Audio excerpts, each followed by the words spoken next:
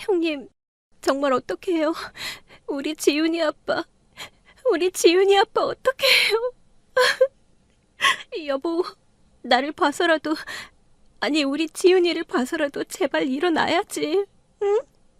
당신이 이렇게 누워있는 동안 내 가슴이 그냥 새카맣게 타들어가고 있어. 여보, 힘을 내요.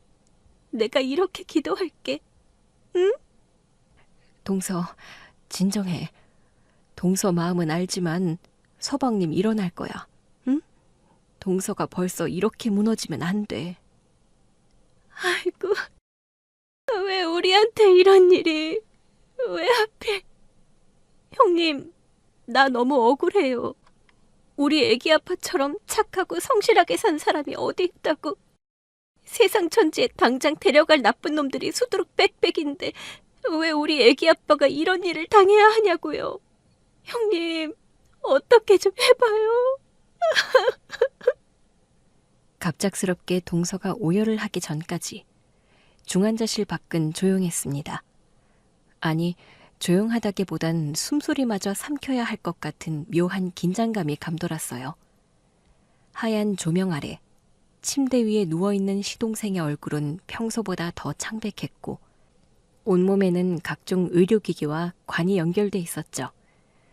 의료진들이 사용하는 기계음만이 일정한 박자로 공간을 채우고 있었고 저는 그 소리에 맞춰 마음속으로 수없이 기도를 올리고 있었습니다.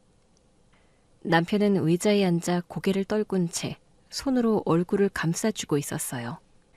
어깨는 가늘게 떨리고 있었고 목덜미까지 붉게 달아오른 걸 보니 눈물을 꾹 참고 있는 게 보였어요. 옆에서 동서도 유리창 너머로 흐느끼듯 눈물을 훔치고 있더라고요. 재수 씨 말이 맞아. 어떻게 이런 일이 있을 수가 있어. 아직 30 중반인데 이런 식으로 떠나면 억울하지 않겠냐고. 여보, 아직 지켜봐야 하잖아. 우리 끝까지 희망 가져요. 서방님, 이렇게 갈 사람 아니에요. 내가 못 지켜준 거야. 내가. 남편은 말끝을 흐리며 고개를 숙였어요. 그 모습이 어찌나 안쓰럽고 가슴 아프던지 제 눈시울도 저절로 붉어졌습니다. 저 화장실 좀 다녀올게요. 동서는 눈가를 훔치며 자리를 떴고 저는 남편 옆에 조심히 앉아 그의 손을 꼭 잡았습니다. 여보, 서방님 잘 버틸 거야. 우리가 이렇게 곁에 있잖아요. 기적이라는 거 진짜로 일어날 수도 있어. 그럴 거야. 나 그 말 진짜 믿고 싶어. 제발, 제발 한 번만 더 기회를 달라고. 우리 승민이 좀 살려주시라고요. 그때였어요. 갑자기 기계에서 알람음이 울리며 의료진들이 바삐 안으로 뛰어들어왔습니다. 모니터에 뭔가 이상 징후가 포착된 모양이었어요. 담당 간호사가 저희를 향해 다급히 말했습니다. 가족분들, 환자분 상태가 급변해서 지금 바로 조치 들어가야 합니다. 무슨 문제가 있나요? 남편은 복도 의자에 털썩 주저앉았고 저는 투명 유리창 너머로 분주히 움직이는 의료진들을 지켜봤습니다. 의사 한 명이 황급히 들어와 중환자실로 들어가더니 곧 다른 간호사들이 수술 준비에 들어가기 시작했어요. 지금 상태로는 위험합니다. 출혈이 예상보다 많아졌고 장기 반응도 안 좋습니다. 재수술을 들어가야 합니다. 저는 무릎이 휘청하며 흔들리는 걸 느꼈어요. 남편은 말을 잃고 그 자리에 앉은 채 멍하니 중환자실 안을 바라보았습니다. 제발 무사히만 끝나게 해주세요. 그 말조차 나오지 않아서 저는 두 손을 모아 가슴에 꼭 쥐고 속으로 수없이 빌고 또 빌었습니다. 수술실로 이동하는 시동생의 침대가 지나갈 때 남편은 두 눈을 질끈 감았습니다. 승민아, 형이 꼭 지켜줄게. 꼭 버텨줘. 서방님, 기다리고 있을게요. 우리 두 가족 같이 밥도 먹고 여행도 가기로 했잖아요. 그 약속 지켜야지. 침대가 복도 끝으로 사라지고 자동문이 닫히는 순간까지 저희는 말없이 그 방향을 바라봤습니다. 동서가 돌아와 무슨 일이냐고 물었고 저는 침묵으로 대신했어요. 말을 하면 무너질 것 같았거든요. 남편이 동서에게 수술 이야기를 해주었고 우리 셋은 수술실 앞 병원 대기 의자에 조용히 앉아 있었습니다. 벽시계 초침 소리마저 크게 들릴 정도로 조용한 공간. 불빛은 희미했고 마스크로 가려진 얼굴에는 지친 기색만이 가득했어요. 수술실 문 옆에 빨간 등이 켜지고 시간은 무심하게도 흘러가기만 했습니다. 수술 잘 되겠지? 응, 그럴 거야. 제 말에는 확신이 섞여 있지 않았지만 믿고 싶었어요. 아니, 믿어야 했습니다. 그 순간에 우리가 할 수 있는 일은 오직 기다림뿐이었으니까요. 수술이 끝날 때까지 우리는 조용히 기도하며 그 자리에 그대로 앉아 있었습니다. 복도에 걸터 앉은 지 3시간이 넘었을 무렵이었어요. 벽시계는 밤 10시를 지나고 있었고 병원은 정막에 휩싸여 있었습니다. 수술실 문 옆에 달린 붉은 등이 여전히 꺼지지 않은 채 켜져 있었는데 그 빛은 유리문에 반사되어 마치 경고등처럼 느껴졌어요. 저희 가족은 다들 말이 없었습니다. 남편은 고개를 떨군 채 감은 눈을 뜨지 않았고 동서도 지친 얼굴로 한참 동안 말을 잃은 상태였죠. 저는 자리에서 조심히 일어났습니다.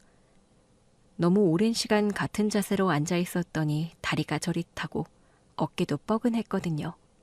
잠깐이라도 걷고 싶었어요. 나 밖에 좀 나갔다 올게. 걸어야 할 것 같아. 그래, 다녀와. 정수기 근처까지 갔다가 물 한 컵을 받아 마시고 복도 끝 창가로 천천히 걸어갔습니다. 한밤중 병원은 마치 시간이 멈춘 듯 조용했어요. 소독약 냄새가 코끝을 간지리고 형광등 불빛은 희미하게 깜빡였습니다. 그때였어요.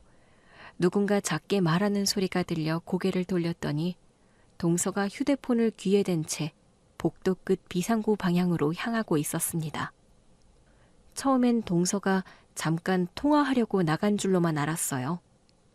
그런데 이상한 장면이 보였습니다.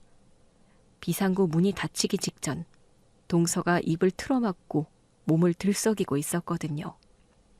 처음에는 울고 있는 줄 알았어요. 그런데 이상하게도 어깨가 위아래로 들썩이는 모습, 그리고 언뜻 보이는 입꼬리가 싹 올라가 있는 것이 동서가 웃고 있는 게 아니겠어요? 정말 그 순간 온몸에 소름이 돋았습니다. 웃어? 이 상황에 웃고 있다고? 동서는 주변을 힐끔거리더니 비상구 문을 열고 조심스레 안으로 들어갔습니다. 뭔가 이상하다는 촉이 왔어요. 저는 조용히 발끝을 죽이며 비상구 문으로 다가갔고 조심스럽게 문을 살짝 열어 안쪽 계단으로 향했습니다. 계단 중간쯤 불빛이 희미한 공간에서 동서의 목소리가 또렷하게 들려왔어요. 동서는 누군가와 전화 통화를 하고 있었고 제 심장은 터질 듯 뛰기 시작했습니다.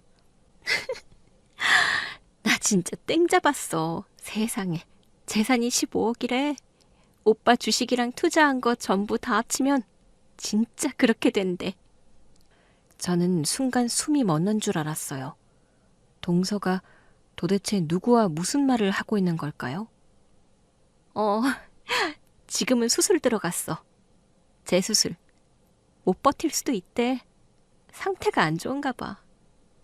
동서의 목소리는 흥분으로 가득 차 있었고 간간히 킥킥 웃는 소리가 들렸습니다. 아니 진짜 이거 꿈 아니지? 솔직히 처음엔 믿기지 않았거든? 근데 오빠 명의로 된 예금 내역 부동산 다 정리한 거 보고 나서야 실감 났다니까? 생활비 부족하게 준 적이 없으니까 그냥 여유가 있나 보다 했지. 15억. 그 정도일 줄은 몰랐지, 나도. 진짜 대박이야. 계속 돈, 돈, 돈 하는 동서의 말을 듣고 있자니 온몸에 힘이 다 빠져나가는 것 같았습니다. 정말 믿을 수 없었어요. 지금 이 순간 시동생은 수술대 위에서 생사를 오가고 있는데 동서는 재산 이야기를 하며 웃고 있다니요. 그 말이 맞네? 만약 버티지 못하면 장례식 치를 거고 그 다음에 정리를 깔끔하게 해야지. 우리 진짜 새롭게 시작할 수 있어. 새롭게 시작? 전율이 온몸을 휘감았습니다. 눈물이 핑 돌면서도 너무 어이가 없었어요. 어떻게 저런 말을 할 수 있죠? 응, 내일 들를게. 지금은 병원이라 통화 오래 못해. 근데 분위기 봐선 오늘 밤을 넘기기 힘들 수도 있어. 내일은 확실히 시간 내볼게. 응, 알았어. 그럼 끊는다? 동서는 휴대폰을 끄고 주머니에 쑤셔 넣었습니다. 그리고 계단 난간에 등을 기댄 채 눈을 감고 웃음을 참는 듯 어깨를 흔들었어요. 제가 서 있는 위쪽 계단에서 동서의 모습이 내려다 보였는데 그 순간 저도 모르게 입을 틀어막고 물러났습니다. 절대 들키면 안 될 것 같았거든요. 살금살금 비상구를 빠져나온 뒤 충격으로 다리가 후들거렸습니다. 몇 시간 전까지 대기실에서 눈물 흘리던 동서의 얼굴이 떠오르지 않을 만큼 그 순간의 동서는 너무도 낯설고 섬뜩했어요. 저는 조심스럽게 발걸음을 옮겨 복도로 되돌아왔습니다. 손끝이 차가웠고 머릿속이 복잡하게 어지러웠어요. 마치 그 공간에서 악마를 보고 나온 것 같은 기분이었습니다. 믿고 싶지 않았지만 제 두 귀로, 제 두 눈으로 본 것들이 너무도 확실했어요. 수술이 끝나기도 전에 장례를 이야기하고 재산을 계산하고 새 출발 계획까지 하고 있던 동서. 이 모든 걸 어떻게 해야 할까요? 얼마 뒤 수술이 끝났고 병원 복도에는 지친 그림자가 드리워졌습니다. 다행히도 시동생은 다시 한번 고비를 넘긴 뒤 중환자실로 옮겨졌고 의료진은 조심스레 당분간 더 지켜봐야 한다고 말을 했습니다. 그 말에 저도 남편도 한시름 놓았지만 마음이 완전히 놓이진 않았어요. 불안은 계속 마음을 흔들었고 무엇보다 비상계단에서 들은 동서의 통화 내용이 뇌리에서 지워지지 않았거든요. 그렇게 밤이 지나 아침 햇살이 창문을 타고 복도 안으로 스며들 무렵 동서가 저를 찾았습니다. 어제보다 한결 말끔해 보이는 얼굴, 어딘가 들뜬 표정이었어요. 형님, 제가 잠시 나갔다 오면 안 될까요? 어디 가게? 우리 지윤이요. 저희 엄마한테 맡겨놨는데 자꾸 보고 싶대요. 잠깐이라도 얼굴 보고 오려고요. 동서는 마치 엄마로서 당연한 일을 한다는 듯 미소를 지으며 말했습니다. 저는 그 미소가 어쩐지 뻣뻣해 보인다고 느꼈어요. 입꼬리는 올라갔는데 눈은 웃고 있지 않았거든요. 그래, 다녀와. 여긴 우리가 지키고 있으니까. 네, 정말 감사합니다. 얼른 다녀올게요. 오래 안 걸려요. 동서는 작은 크로스백 하나만 메고 복도로 향했고 저는 곧장 남편 쪽으로 가서 말을 꺼냈습니다. 여보, 나 잠깐만 어디 다녀올게. 여기 당신이 지켜줘야 해? 우리 승민이 서방님 혼자 두면 안 되니까. 당신 어딜 가는데? 우리 아들 말이야. 주말이라 집에 있을 거니까 얼굴 좀 보고 오려고. 남편은 지친 얼굴로 고개를 끄덕였습니다. 그래, 고생이네. 다녀와. 남편이 중환자실 쪽으로 돌아가는 걸 확인하고 저는 급히 병원 정문으로 향했어요. 밖으로 나간 동서를 놓치지 않기 위해 발걸음을 서둘렀는데 다행히 동서는 택시 종류장에서 택시에 오르고 있었고 저는 곧바로 다음 택시를 잡아탔습니다. 저 앞에 간 택시 따라가 주세요. 티 안 나게 거리 두고요. 창문 살짝만 열어주실 수 있을까요? 네, 알겠습니다. 머릿속이 복잡하게 돌아가기 시작했습니다. 동서는 정말 아이를 보러 가는 걸까요? 아니면 어젯밤 통화를 했던 누군가를 만나러 가는 걸까요? 택시는 예상보다 한참을 달렸고 마침내 한적한 주택가의 좁은 골목 앞에 멈춰섰습니다. 동서는 잽싸게 택시에서 내렸고 익숙한 듯 골목을 걸어갔어요. 저는 기사님에게 다시 올 거라고, 돈을 다 드릴 테니 기다려달라고 부탁하고 동서를 조심스럽게 뒤따랐습니다. 좁고 휘어진 골목을 돌자 오래된 주택이 보였어요. 초록색 양철대문과 낮은 담장. 이 동네는 동서의 친정이 아니거든요. 그런데 바로 그때였어요. 문이 스르르 열리더니 대문 안에서 한 사람이 모습을 드러냈고 동서를 보자마자 두 팔을 벌리며 다정하게 웃었습니다. 발끝이 얼어붙은 것처럼 움직이지 않았고 가슴은 쿵쿵 울렸습니다. 온몸이 떨렸고 다리에 힘이 빠져 아무것도 할 수 없었어요. 내가 본 게 진짜 맞는 걸까? 마음 깊은 곳에서 밀려오는 공포와 배신감이 한꺼번에 덮쳐왔고 저는 시동생을 생각하며 오래전 기억을 거슬러 가게 되었습니다. 저는 아주 평범한 시골 동네에서 자랐어요. 고등학교를 졸업하고 따로 대학에 가지는 않았고 부모님이 하시던 작은 식당에서 주방 일을 도우며 지냈습니다. 식당 이름은 우리네 밥상. 동네 어르신들이 자주 드나드는 그야말로 정겨운 밥집이었어요. 아침이면 엄마랑 나란히 앉아 나무를 다듬고 점심 장사를 마치면 아버지와 함께 장을 보러 갔습니다. 특별할 것 없이 잔잔하고 규칙적인 일상이었지만 저는 그게 싫지 않았어요. 그러던 어느 날 그 일상이 아주 조용히 바뀌기 시작했죠. 처음엔 몰랐어요. 그 평범한 하루 속에 인생이 걸릴 만남이 스며들고 있었다는 걸요. 그날도 평소처럼 점심 장사를 마치고 식당 안을 정리하고 있었거든요. 문에 매달아 놓은 풍경이 흔들릴 만큼 큰 키의 남자가 문을 열고 들어왔습니다. 단정한 와이셔츠를 입은 남자였어요. 여기 혼자 식사 가능한가요? 네, 혼자 오신 분도 많아요. 앉으세요. 남자는 창가 쪽 2인 테이블에 앉았고 저는 물과 반찬을 놓으며 조용히 말을 걸었어요. 뭔가 보기에 이 동네 사람이 아닌 것 같았습니다. 메뉴 보시고 천천히 고르세요. 된장찌개 정식이 제일 인기 많긴 한데. 그럼 그걸로 주세요. 오늘 같은 날은 따뜻한 국물이 딱일 것 같네요. 오늘 바람이 좀 차죠. 봄이라 해도 아침 저녁은 쌀쌀해요.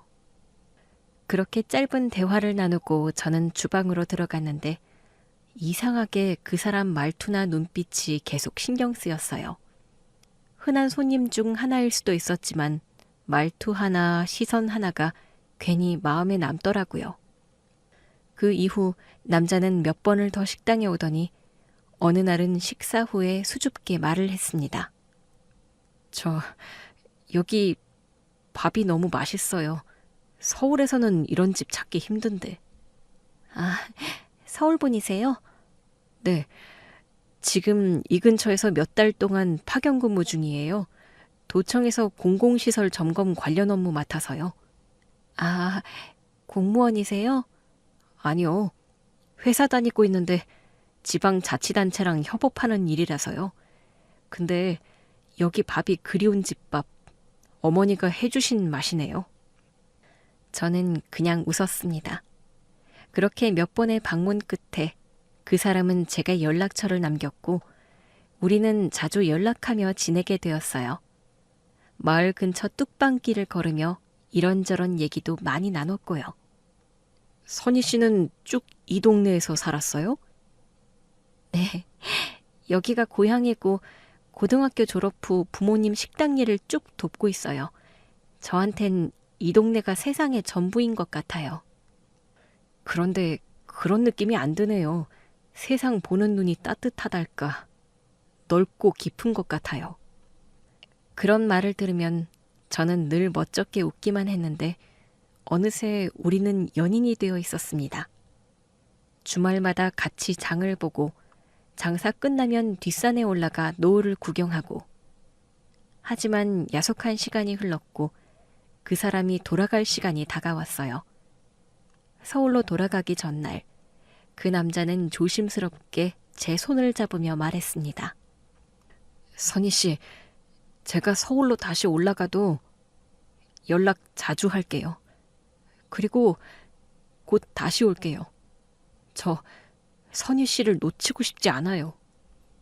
그 말이 진심이라는 것은 시간이 지나며 알게 됐습니다. 그 사람은 말뿐이 아니었어요. 주말과 휴가 때 부지런히 저를 찾아왔습니다. 결국 몇 달 뒤 우리는 결혼을 전제로 양가 상견례를 하게 됐고 저는 처음으로 남편의 가족을 마주하게 되었습니다. 그 집엔 아직 앳된 얼굴의 소년이 있었는데 저에게는 시동생이 될 남편의 10살 어린 늦둥이 동생이었습니다. 얘가 내 동생 승민이야. 아직 중학생이라 학생 티가 팍 나지? 도련님이네요. 반가워요. 아, 안녕하세요. 우리 형이랑 결혼하실 건가요? 글쎄, 형한테 물어봐야 하지 않을까요? 남편은 웃으며 제 어깨를 감싸 안았고 그 모습에 시동생도 웃었습니다. 그날 이후로 저는 남편과 시동생을 자주 보게 되었고 시동생은 제게 점점 마음을 열기 시작했어요. 얘가 원래 낯가림이 심한 애인데 선희한테는 마음을 열었나 봐. 우리 부모님도 좋아하시고. 도련님은 그냥 마음이 따뜻해요. 웃을 때마다 눈이 반짝거리는 게 너무 예뻐요. 그렇게 시동생의 존재는 우리 사이를 더 가깝게 만들어 주었습니다. 연애는 안정적으로 이어졌고 우리는 곧 결혼 준비에 들어가게 되었어요. 시동생은 그 누구보다도 우리 결혼을 응원해 줬고요. 결혼식 날 제 손을 꼭 잡고 인사하던 시어머니의 따뜻한 미소가 아직도 선명합니다. 저희 부부는 봄이 막 시작되던 계절에 조용히 식을 올렸고 이후 작은 전셋집에서 신혼생활을 시작했어요. 그 시절 저는 마냥 행복했습니다. 소박했지만 저를 아껴주는 남편이 있었고 곧 사랑스러운 아들도 태어났으니까요. 그때까지만 해도 시동생, 그러니까 도련님은 시부모님과 함께 살고 있었어요. 당시 고등학교 1학년이던 도련님은 집과 학교를 오가며 성실하게 지내고 있었죠. 저희는 주말이면 시댁에 들러 안부를 전했고 도련님은 저를 볼 때마다 수줍게 인사하곤 했습니다. 형수님, 안녕하세요. 저 도서관 다녀오는 길이에요. 공부하느라 고생이 많네요. 그런데 도련님, 요즘 키가 부쩍 큰 것 같아요? 그런가요? 키는 크는데 성적은 왜 그대로일까요? 하지만 인생은 때때로 너무 잔인하게 속도를 높입니다. 어느 날 시아버님이 갑작스레 심장마비로 세상을 떠나셨고 얼마 지나지 않아 시어머님마저 지병으로 병원에 입원하신 끝에 저희 곁을 떠나셨어요.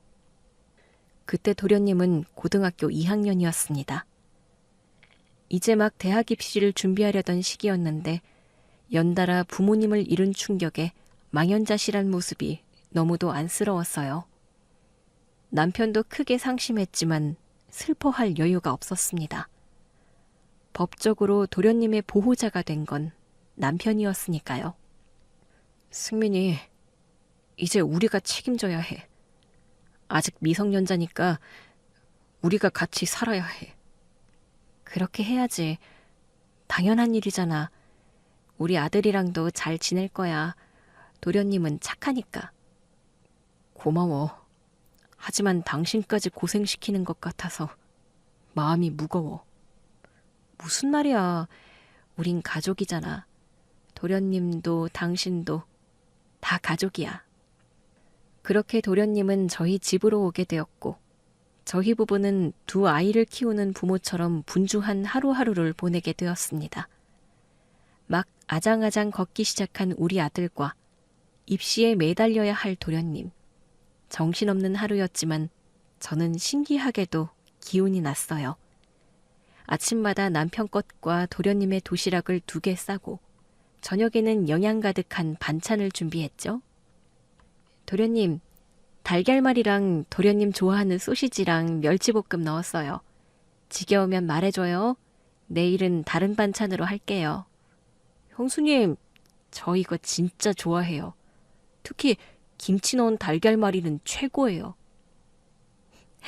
다행이네요. 도시락통 깨끗하게 비워오는 거 보니까 기분이 좋아요. 도련님은 정말 착한 학생이었습니다.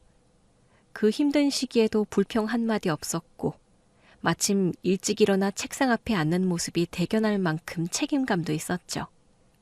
남편도 늦게까지 도련님 공부를 도와주고 시험 기간엔 같이 도서관에 가기도 했습니다. 지금은 모르겠지만 나중에 돌아보면 이 시기를 잘 버텼다 하는 날이 올 거야. 끝까지 해보자. 형, 고마워. 진짜로. 형이랑 형수님이 계셔서 정말 잘 살아야겠다는 생각 들어. 도련님, 언제나 응원하고 있어요. 힘들면 꼭 말해요. 우린 가족이니까 혼자 끙끙 앓지 말고요. 그렇게 하루하루를 버티다 보니 어느새 수능일이 다가왔고 시험을 치르고 온 도련님은 고개를 떨군 채 말이 없었습니다. 잘 본 건지 모르겠어요. 그냥 끝나서 다행이에요. 마음 비워요. 수고 많았어요.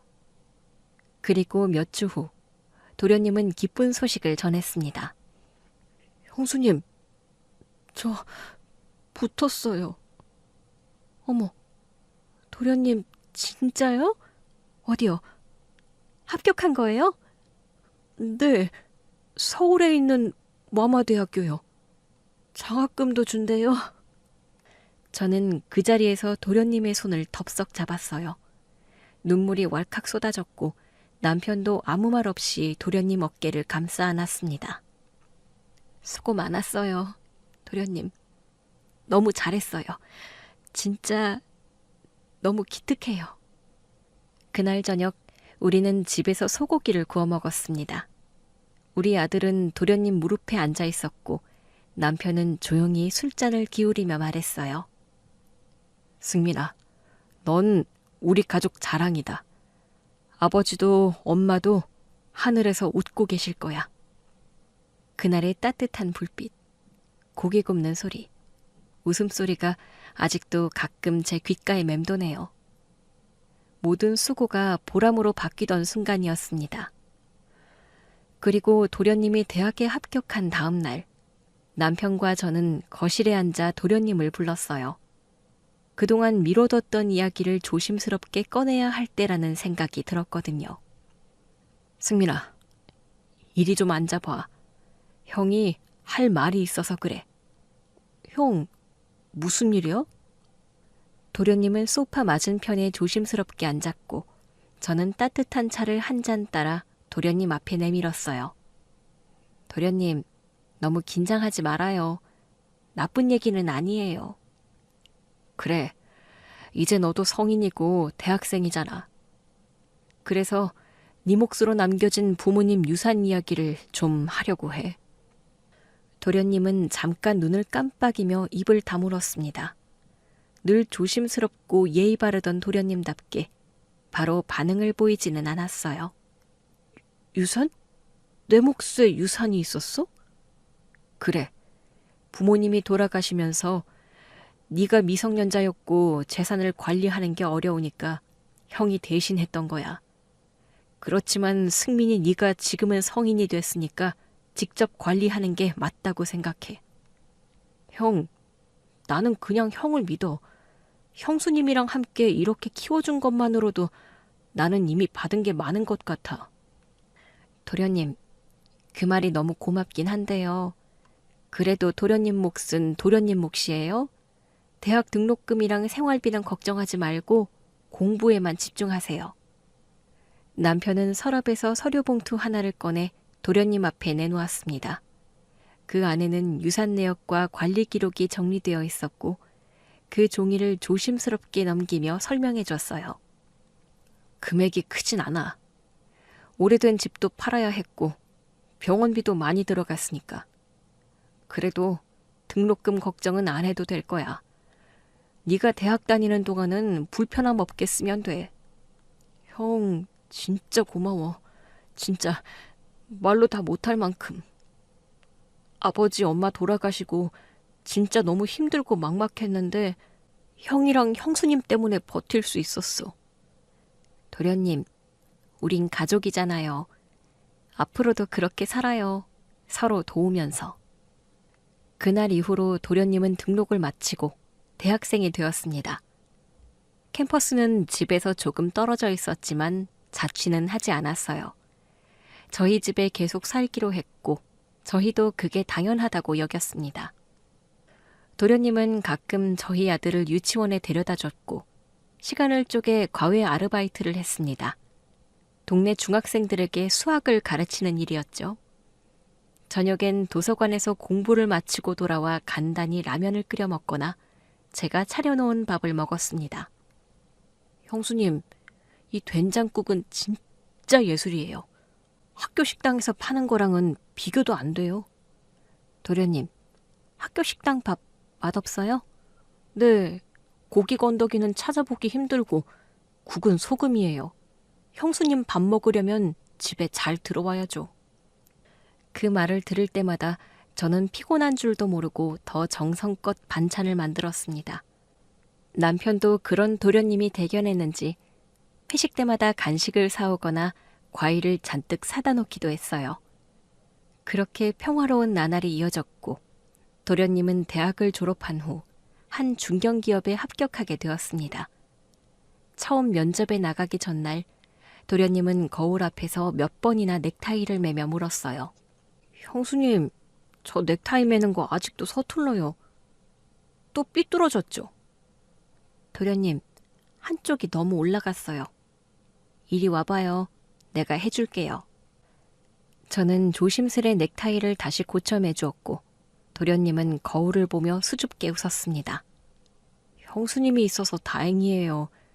엄마 생각날 때마다 형수님이 계셔서 다행이라고. 그 말 들으니 눈물 날 것 같아요. 내가 이러면 안 되지. 얼른 다녀와요. 면접 잘 볼 거예요. 기도할게요. 도련님은 취업에 성공했고 회사 가까운 곳, 출퇴근하기 좋은 곳으로 이사를 하게 되었어요. 도련님이 집을 떠나는 날, 작은 캐리어 하나와 가방을 들고 현관 앞에 섰는데 저는 묵직한 박스에 반찬이며 물건들을 잔뜩 담아 건네주었습니다.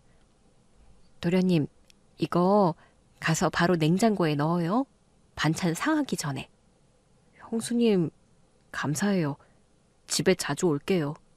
자, 가자. 형이 데려다 줄게. 차 막히기 전에 출발하자. 도련님은 그렇게 우리 집을 떠났는데 현관문이 닫히는 소리를 듣는 순간 눈물이 핑 돌았습니다. 빈 방을 바라보며 도련님이 있던 시간들이 스쳐 지나갔고 이제는 진짜 어른이 되었다는 사실이 실감났거든요. 그렇게 도련님은 저희 품에서 한 발짝 떠났고 새로운 삶을 향해 나아가고 있었는데 그 모습이 대견하고 조금은 쓸쓸했습니다. 도련님은 직장에 잘 적응을 했어요. 그렇게 몇 년이 지나 어느 정도 자리를 잡아갈 무렵 오랜만에 집에 들른 도련님은 저녁 식탁에 둘러앉은 우리를 향해 머뭇거리며 말을 꺼냈습니다. 형수님, 형, 소개하고 싶은 사람이 있어요? 어머, 도련님, 혹시 여자친구 있으세요? 네, 만난 지는 1년 좀 넘었고요. 진지하게 결혼 생각하고 있어요. 오, 이 녀석 드디어 그런 거야? 언제 한번 데리고 와. 우리도 인사해야지. 그래요. 언제든 좋아요. 시간 맞으면 집에서 밥 차릴게요. 그로부터 3주 뒤, 도련님은 한 여성을 데리고 저희 집에 찾아왔습니다. 첫인상은 야무지다는 말이 딱 맞는 사람이었어요. 말쑥한 외모에 단정한 복장, 눈빛이 또렷했죠. 무엇보다 도련님을 향한 애정이 느껴졌습니다. 안녕하세요. 이렇게 인사드릴 수 있어서 영광이에요. 최수진입니다. 어서 와요. 이야기는 많이 들었어요. 도련님 곁에 있어줘서 고마워요. 그날 저녁 저는 정성껏 밥상을 차렸고 분위기는 화기애애했습니다. 남편도 식사 후 도련님과 둘이서 이야기를 나눴고 결혼을 전제로 사귀고 있다는 사실에 적극 지지를 보냈어요. 그로부터 1년 뒤 두 사람은 결혼을 했고 저희 부부는 결혼 자금과 살림살이를 지원했습니다. 시간이 흘러 동서 부부의 결혼 2년 만에 아이 소식이 들려왔어요. 서방님은 아기의 초음파 사진을 들고 와서는 눈시울을 붉히며 말했습니다. 저 아빠 돼요. 아직도 믿기지가 않아요. 서방님 축하해요.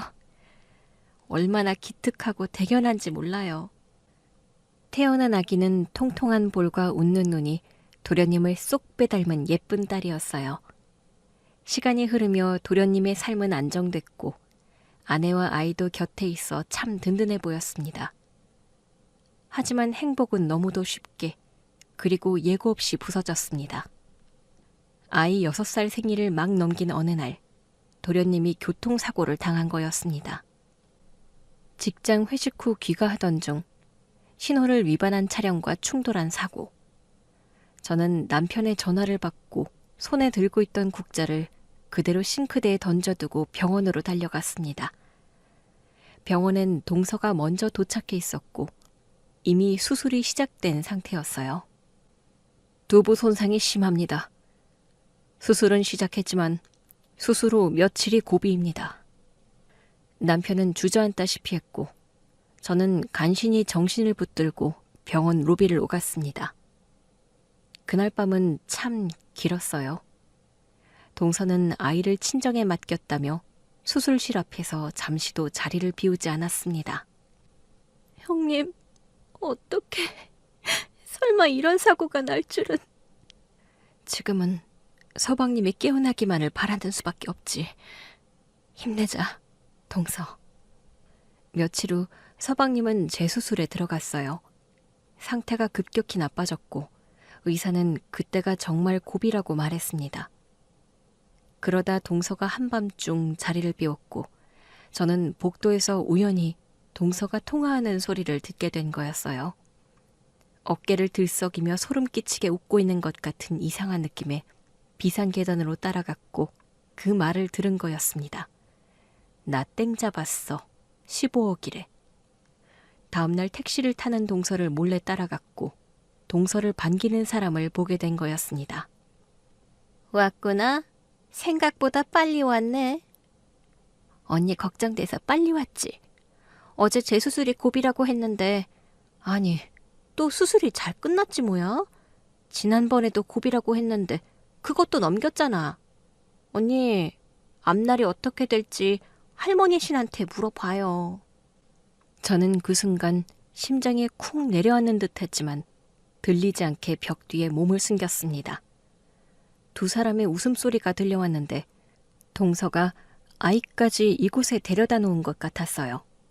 그러니까 딸을 보러 간다는 건 거짓말이 아니었지만 조카 딸을 맡긴 곳은 친정이 아닌 웬 무당집이었어요. 무슨 일이 벌어지고 있는 건지 알 수 없었지만 동서와 무당으로 보이는 여자가 무언가를 숨기고 있다는 사실만은 너무도 분명했습니다. 동서가 서방님이 잘못되기를 바라는 건가? 왜? 돈 때문에? 정말 믿고 싶지 않았어요. 설마 아니길 바랐어요. 하지만 그 모든 정황이 한 방향을 가리키고 있었고 동서의 끔찍한 실체가 제 눈앞에서 서서히 드러나고 있었습니다.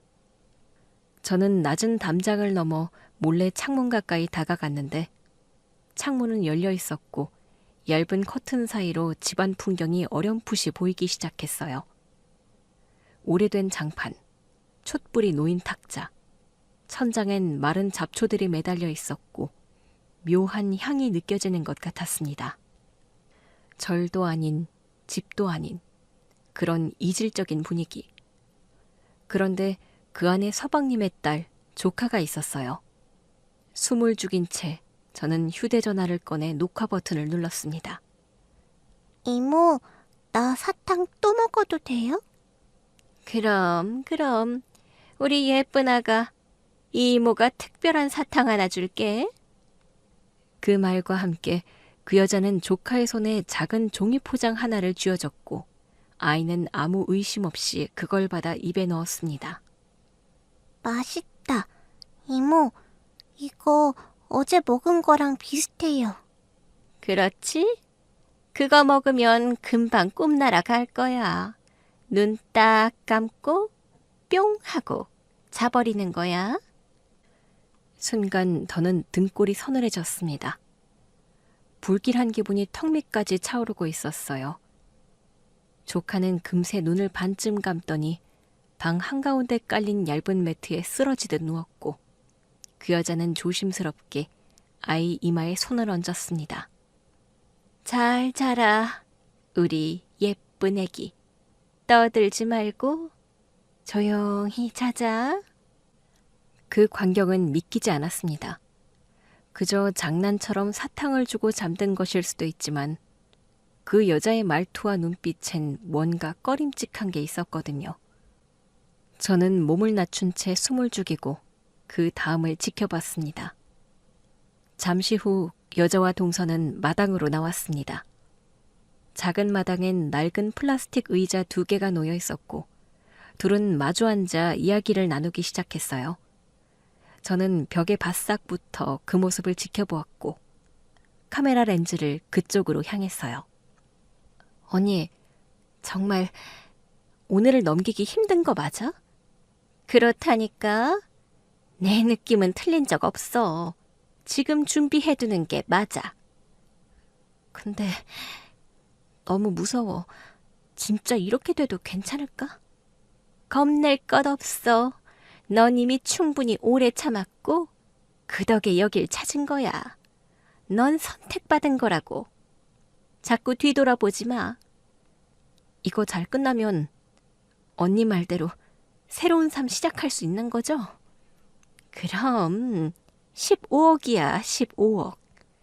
뭔들 새로 못하겠니? 그렇지만 나를 믿어야 해. 나를 거치지 않으면 큰일이 나. 그 순간 문득 머리가 띵하게 울리는 느낌을 받았습니다. 이건 단순한 불안이나 추측이 아니라 분명히 무언가 비정상적인 일이 벌어지고 있다는 확신이 들었거든요. 조카가 자고 있는 그 방, 언니라고 불리는 그 여자. 아무런 설명 없이 그 안으로 들어간 동서. 모든 것이 뒤엉킨 채 저는 도무지 움직일 수가 없었습니다. 다리가 풀려 바닥에 주저앉았고 손바닥에 흙이 묻는 것도 느껴지지 않았습니다. 그냥 온몸이 얼어붙은 것처럼 거기서 숨만 쉬고 있었어요. 마당에 나란히 앉아 담배를 피우는 듯한 동서와 그 여자의 뒷모습이 어쩌면 제 인생에서 가장 충격적인 장면으로 오래도록 기억에 남을 것 같았습니다. 몸 상태가 그 정도면 오늘 밤이 고비일 거야. 이미 기운이 다 빠졌어. 의사들도 느낌 오고 있을걸? 그럼 내일부터는 모든 게 달라지겠네? 그렇지. 15억, 15억. 사실 인터넷으로 엄청 검색했거든? 상속 관련해서 뭐부터 해야 하는지, 절차가 어떤지. 근데 막상 이렇게 현실이 되니까 실감이 안 나네. 그 돈 가지고 뭐 하고 싶은데? 일단 이사를 가야지. 지금 있는 데는 오래됐고 학군도 별로예요. 우리 지윤이 학교 생각하면 이사는 무조건 가야 해. 그 중에서도 신축이면 좋고. 아, 맞네. 어느 지역을 보고 있어? 아, 근데 강남이라고 생각하면 15억으로는 택도 없잖아. 그 근처로 조금 넓혀서 생각해볼까? 주거 말고 투자도 해야 하고. 그래, 그래. 그게 제일 똑똑한 시작이지. 부동산은 무조건 틀림없어. 그리고 남은 돈은 반은 예금으로 묻고 반은 주식으로 돌릴 생각이에요. 남편, 그 사람도 그렇게 썼거든. 그 덕분에 지금 15억까지 늘어난 거야. 이렇게 된 거, 그 방법 그대로 따라가야지. 대단하다. 준비 많이 했네? 해야지. 이 기회 절대 놓치면 안 되잖아. 솔직히 이렇게 될 줄은 몰랐지만 지금은 확신이 생겨요. 언니 덕분이에요. 언니 아니었으면 나 아직도 병원에서 울고 있었을 거야. 그러게 말이야. 근데 너 자꾸 감정에 휘둘리면 안 돼. 너도 결국 선택한 거야. 그들의 말이 이어질수록 제 등에는 식은땀이 흐르고 손끝은 떨리고 있었어요. 이 대화를, 이 광경을 카메라에 담은 게 얼마나 다행인지. 이걸 찍지 않았더라면 그냥 말로 해서는 아무도 믿지 않을 일이었습니다. 녹화가 잘 되고 있는지 확인을 해봤거든요. 휴대폰 화면 안에는 마주 앉아있는 두 사람의 모습이 선명하게 잡혀 있었어요. 줌을 땡기긴 했지만 얼굴을 다 알아볼 수 있을 정도였죠. 동서의 얼굴은 생기 있어 보였고 손짓과 눈빛에서 흥분과 기대가 뒤섞여 있었습니다. 그 옆에 앉은 여자는 고개를 끄덕이며 담배를 피워 문 채 입가에 웃음을 띠고 있었어요. 언니, 나는 이게 진짜로 하늘이 준 기회 같아. 솔직히 말하면 오빠를 아직 좋아해요. 근데 돈 앞에서는 사랑도 어쩔 수가 없는 것 같더라고. 그럼 현실을 봐야지. 감정은 감정이고 사는 건 사는 거야. 그리고 산 사람은 살아야지. 안 그래? 이제는 내가 우리 딸 지키고 내 인생 책임져야 해. 우리 남편, 우리 오빠는 착하고 좋은 사람인데 불쌍하긴 하다. 그쵸, 언니? 마음 단단히 먹어. 지금 이 순간에 너처럼 용기 있는 여자는 드물어. 내가 장담하는데 앞으로 잘 될 거야. 그 말에 동서는 눈을 질끈 감았다가 고개를 끄덕이며 웃었습니다. 저 웃음이 이토록 낯설고 서늘할 수 있다는 걸 저는 그날 처음 알았습니다. 저는 계속해서 영상에 소리와 모습을 담아냈습니다. 떨리는 손끝을 붙들고 귀를 곤두세우며 내 숨소리마저 카메라에 섞이지 않도록 애썼어요. 조카는 여전히 안에서 조용히 잠들어 있었고 두 사람은 마치 모든 일이 이미 끝난 사람들처럼 여유롭게 앉아 있었습니다. 계획을 세우고 돈을 이야기하며 미래를 말하고 있었어요. 그리고 그 미래 속에 서방님은 존재하지 않았습니다. 제 눈앞에 펼쳐진 현실이 한참 뒤늦게 눈물이 되어 터졌습니다. 하지만 울 수 없었습니다. 그때는 기록해야 했거든요.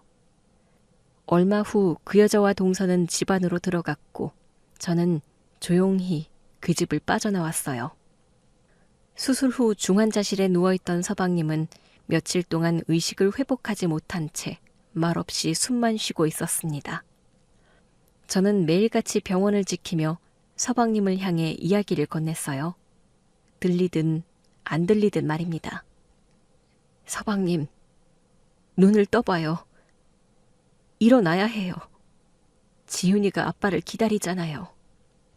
동서는 그 다음날 조카를 데리고 왔어요. 조카를 병원에 데려온 건 그때가 처음이었습니다. 조카는 누워있는 아빠를 보자마자 눈물을 흘렸는데 그 모습이 어찌나 안쓰럽던지요. 저는 정말 속이 부글부글 끓어오르고 할 말이 많았지만 때를 기다려야 한다고 생각해서 참았습니다. 그날 담장에서 촬영한 영상. 저는 그것을 USB에 담아두었고 언젠가 서방님의 눈을 뜨면 직접 보여주리라 마음먹었어요. 그런데 마침내 기적이 일어났습니다. 간호사의 연락을 받고 병실로 달려갔을 때 서방님은 미세하게 눈꺼풀을 움직이고 있었고 손가락이 아주 조금 떨리고 있었습니다. 회복 반응입니다. 굉장히 희박한 가능성이었지만 버텼습니다. 이건 거의 기적이에요. 그 말을 듣는 순간 저는 눈물이 왈칵 쏟아졌고 옆에서 남편은 주먹을 불끈 쥐며 고개를 떨궜습니다. 우리 승민이, 내 동생이 돌아왔어. 서방님은 며칠 후 또렷하게 눈을 떴고 짧게나마 대화를 할 수 있을 정도로 상태가 좋아졌습니다. 참 우스운 것은 서방님의 얼굴빛이 좋아질수록 동서의 낯빛은 점점 어두워지고 있다는 거였습니다. 그리고 2달이 지나 서방님은 어느 정도 건강을 회복하게 되었고 그렇게 되자 저는 결심을 했어요. 숨길 이유가 없었습니다. 서방님이 반드시 알아야 할 진실이 있었으니까요. 동서가 자리를 비웠을 때 회복 중인 서방님과 남편에게 천천히 그리고 조심스럽게 제가 본 것과 들은 것 그리고 녹화한 내용을 보여주었습니다. 형수님, 이게 진짜예요? 서방님, 믿기 어렵겠지만 전부 다 사실이에요. 제가 직접 2눈으로 보고 2귀로 들었어요. 이건 모두가 알아야 하는 일이었어요. 서방님은 아무 말 없이 한참을 화면을 바라보다 결국 2 손으로 얼굴을 감싸며 울음을 터뜨렸습니다. 억장이 무너지는 그 소리를 들으니 제 가슴도 찢어질 듯 아팠어요. 서방님은 마음을 가다듬은 후 동서에게 할 말이 있다고 연락을 했습니다.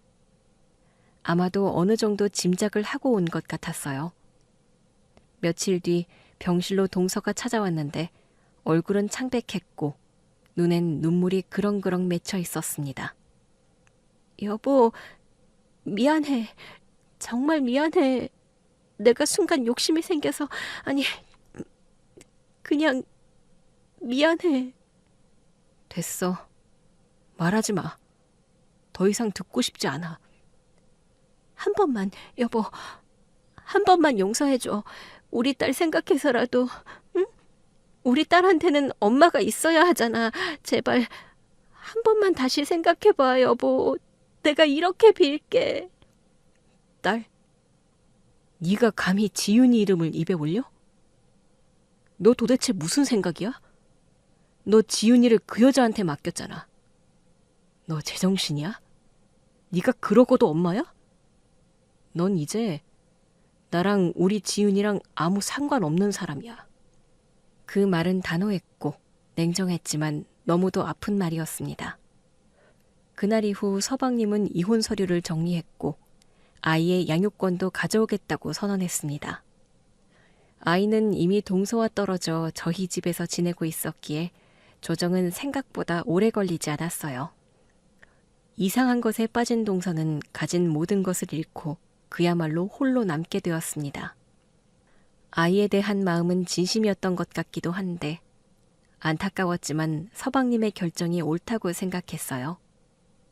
그리고 몇 달 뒤 퇴원을 하게 된 서방님은 결국 딸과 함께 저희 집 근처로 이사를 했어요. 저희가 사는 아파트 바로 옆동에 집을 구했습니다. 이사 첫날 작은 트럭이 도착하고 서방님이 짐을 내리기 시작했을 때 저는 아파트 입구에서 반갑게 손을 흔들었습니다. 이쪽이에요. 103동 202호. 아랫집 아주머니가 조용하고 좋대요. 형수님, 진짜 감사해요. 여기까지 오게 된 것도 이렇게 버틸 수 있는 것도 전부 형수님 덕분이에요. 별 말씀을요. 우리는 가족이잖아요. 이제부터는 우리랑 더 자주 얼굴 봐야 해요. 지윤이 새로 들어갈 유치원에 적응도 해야 하고요. 서방님은 웃으며 고개를 끄덕였고 그 옆에서 조카는 제 손을 덥석 잡았습니다. 큰엄마, 나 오늘부터 여기서 살아요? 우리 지윤이 이 동네에서 사는 거야. 큰엄마 집이 바로 옆이니까 이제 자주 놀러 오면 돼. 큰엄마가 맛있는 거 많이 해줄게. 우리는 거의 한 가족처럼 지냈습니다. 우리 아들은 어린 조카를 잘 챙겨주었는데 그 모습을 볼 때면 오래전 모습이 떠올랐어요. 젊은 시절 서방님이 우리 아들과 놀아주던 모습이 겹쳐 보였습니다. 그렇게 우리 가족은 다시 온기를 되찾았습니다. 한때 가장 믿었던 사람에게서 받았던 상처는 시간이 지나며 옅어졌고 무엇보다 서방님과 조카가 곁에 있다는 사실이 저희 부부에게도 큰 위로가 되었어요. 우리는 서로를 보며 살아가고 있습니다. 상처도 치유되고 무너졌던 마음도 서서히 일어나는 중이에요. 그 모든 시작은 아마도 사랑이었겠지요. 진심으로 돌보고 마음을 나눴던 시간들이 있었기에 지금의 우리가 존재할 수 있었던 것 같습니다.